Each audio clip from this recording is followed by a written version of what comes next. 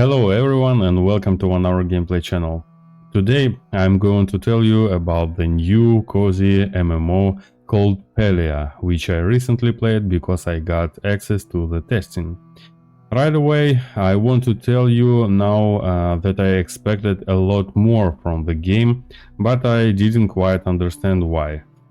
Maybe because a lot of people were really excited about this game, and the official game Discord channel is overflowing with happy exclamations and positive thoughts about the game. I also want to add that I played solo, and maybe that's why my experience was a bit clouded. By the third day, I firmly decided that I wouldn't only play this game when I have a lot of time or someone wants to play with me. So if anyone wants to play together, please write in the comments. I'm not sure how to make it happen yet, but I am certain that such an opportunity will arise. Don't forget to hit the like button and subscribe to the channel so you don't miss reviews of new games on my channel. Thank you in advance, and let's get started. And now I'd like to pass the floor to one of the development team members. Please tell us in as much detail as possible about your game. Thank you. Thank you. I can't believe I'm actually sitting here. You can have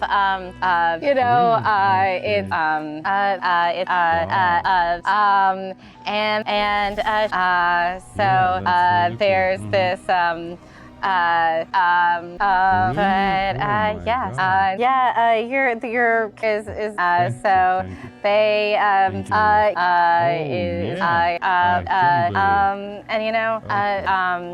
Thank you very much. That was excellent. Now it's my turn. 20 minutes after I received the access mail for the game, I decided firmly that I would start a live stream and finally show my viewers this wonderful game. I did just that, but after 20 minutes of the stream, the game servers couldn't handle the influx and simply crashed. There is a proof of this in the stream for Palia 1, and by the way, everything I am describing in this video you can verify by watching the streams of this game on my channel. I purposely recorded and broadcasted the entire gameplay process, so that no one could say I made something up or added my own spin. Well, the server crash isn't a problem with the game, as it's just testing, and it happened because of the huge number of people wanting to try the new game.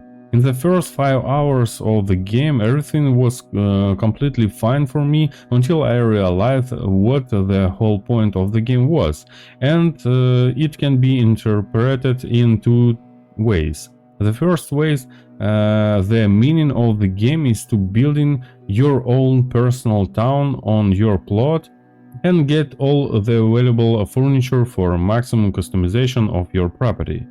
The second way is to complete absolutely all the quests in the game, which will likely lead to partially developing your plot, as there are quests for expanding your land and improving your personal house, increasing the value of the furniture in your property.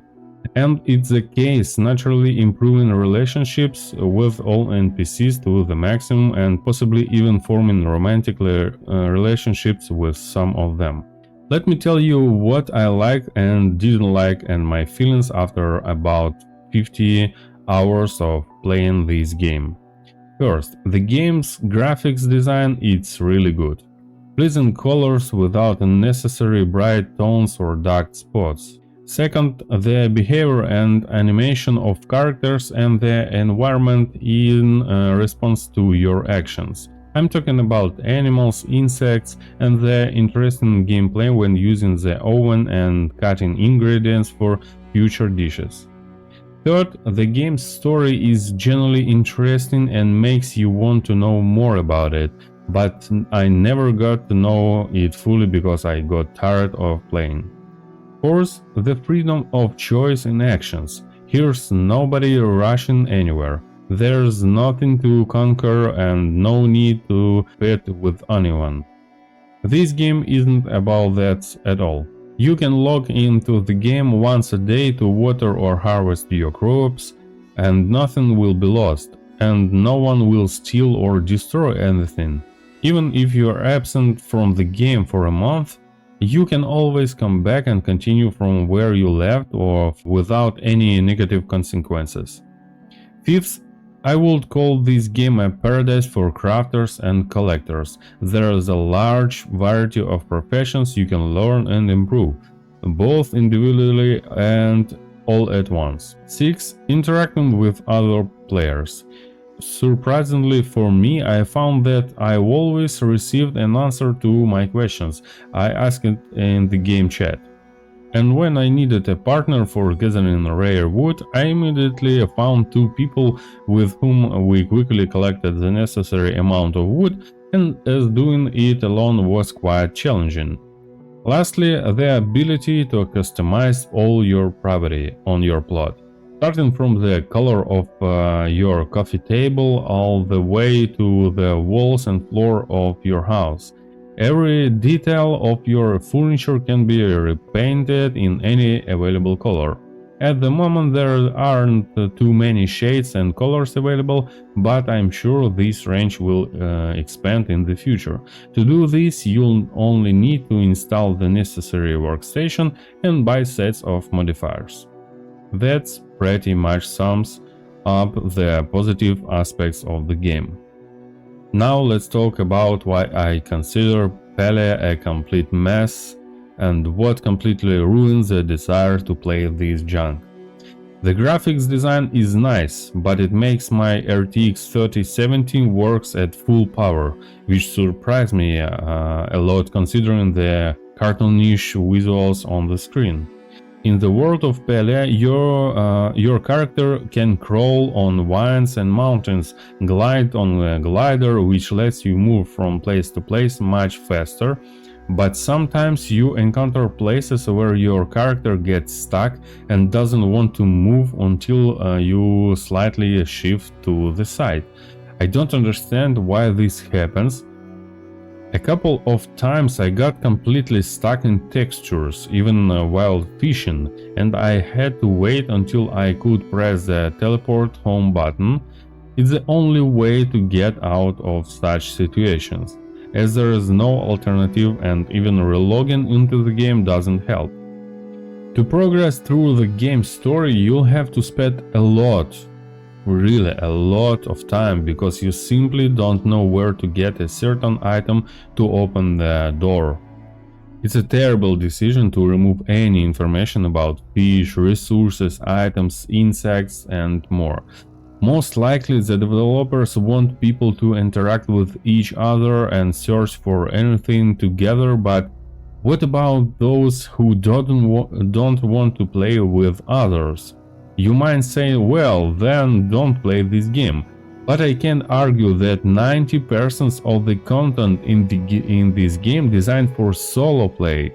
So why was this done? I don't understand.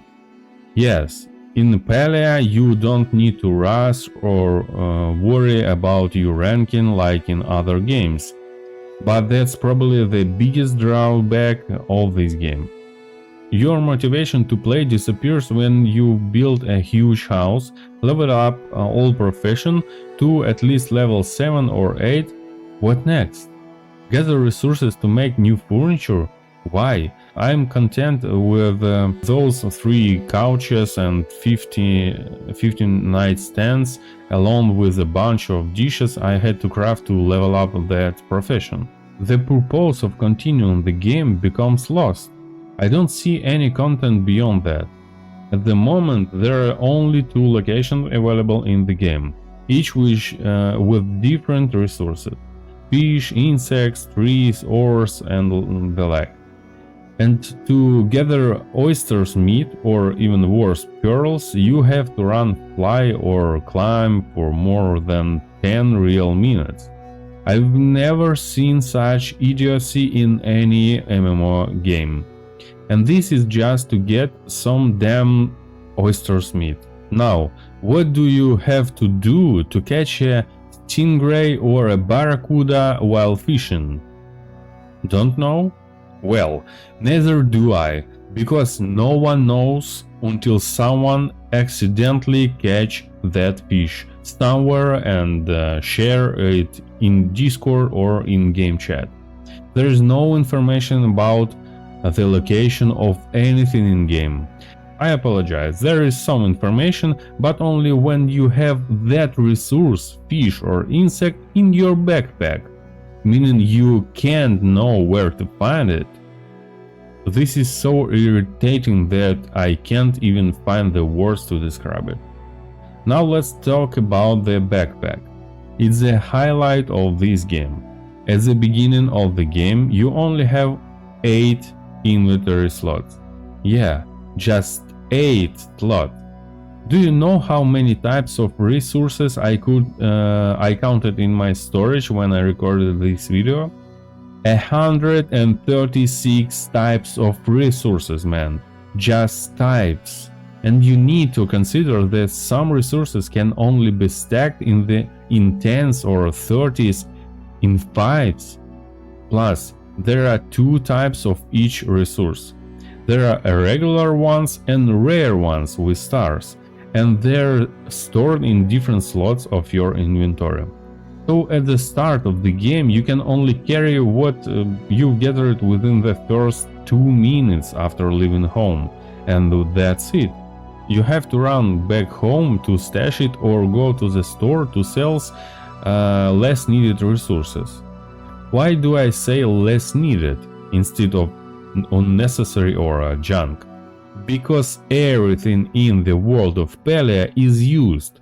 Absolutely everything you can find, gather or craft will eventually be needed by one of the 20 NPCs to improve your relationship level with this NPC.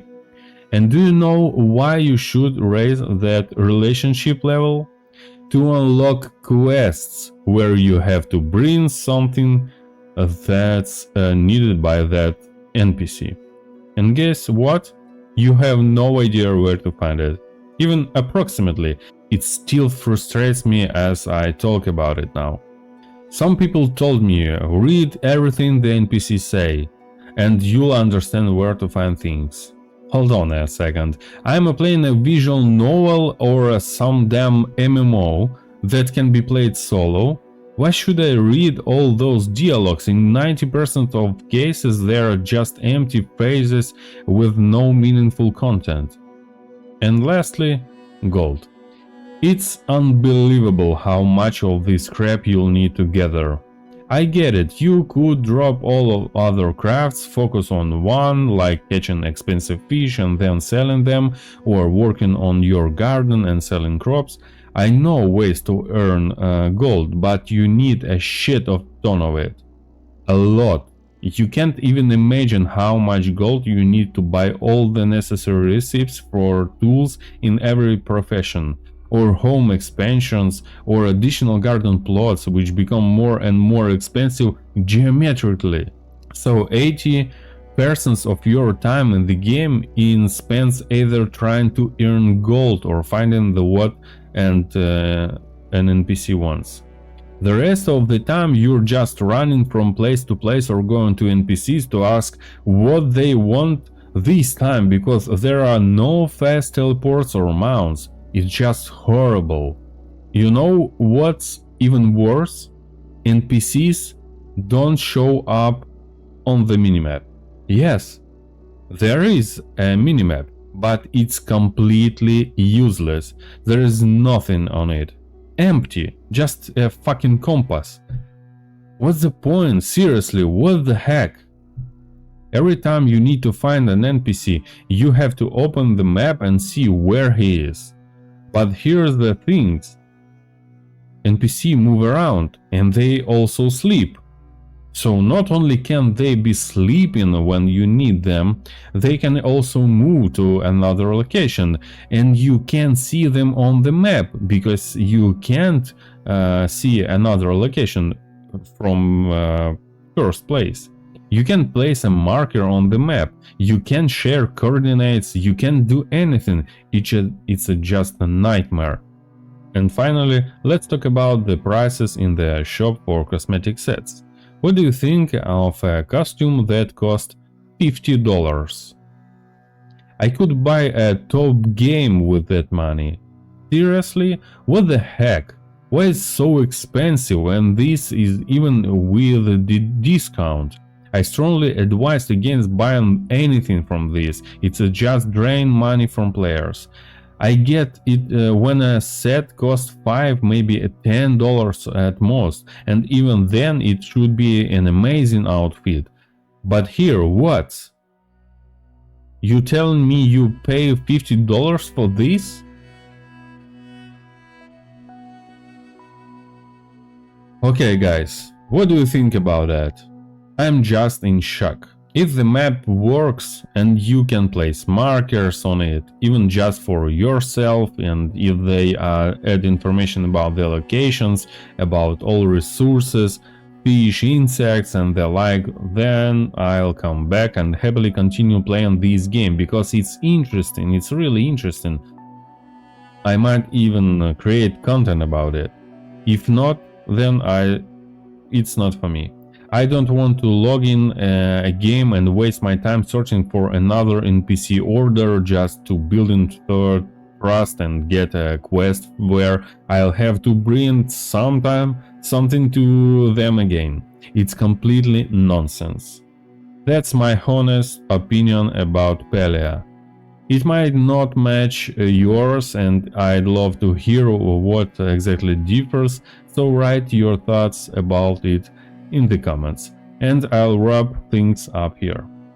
Thanks a lot for watching, don't forget to like or dislike this video, subscribe to the channel, write any comments below.